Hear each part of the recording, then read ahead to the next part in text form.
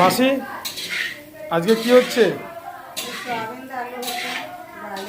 Soybean দিয়ে হ্যাঁ হ্যাঁ কি বললেন? সোয়াবিন দিয়ে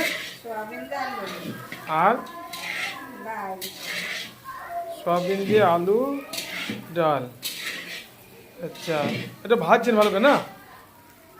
সোয়াবিনটা ভালো করে ভাজলে এটা ভাজার কারণ কি মাসি? হ্যাঁ, এটা ভেজে নিচ্ছে, তার গ্যাসটা চলে যাবে এবং খেতেও সুস্বাদু হবে। এখনও তরকারি রেডি হয়নি, খাওয়ার সময় আপনাদের আবার শেয়ার করবো। এই যে আলু ডাল সব কাটা হয়েছে, এটা ভাত রেডি হয়ে গেছে।